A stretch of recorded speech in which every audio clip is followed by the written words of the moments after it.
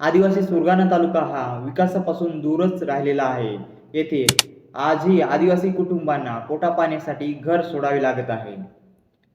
स्थलांतर ही त्यांची निवड नाही तर मजबुरी बनली आहे.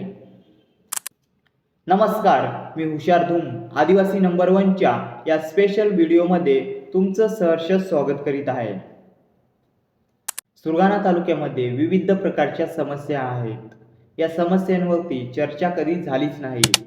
येथे पिण्याच्या पाण्याची टंचाई, येथे सिंचनासाठी एकही मोठा प्रकल्प नाही. त्यामुळे 1 ते 2% भाग हा सिंचनाखाली आहे.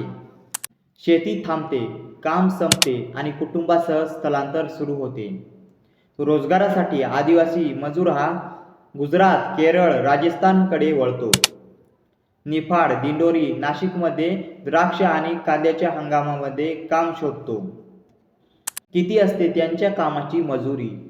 साधारणतः 200 ते 250 रुपये अल्प मजुरी, अधिक कष्ट आणि अनिश्चित आयुष्य. नद्यांचे पाणी अडवले जात नाही, विहिरी कोरड्या पडतात. परिणामी पिण्याच्या पाण्यासाठी डोंगरदऱ्यातून पायपीट करावी लागते. असे अनेक प्रश्न येथे आहेत.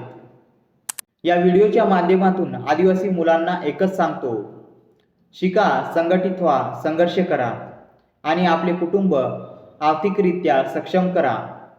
हा व्हिडिओ आवडल्यास इतर मित्रांना शेअर करायला विसरू नका. चला तर मग मित्रांनो, भेटूया पुढच्या व्हिडिओमध्ये. आज आपण येथेच थांबूया. जय जोहार, जय आदिवासी.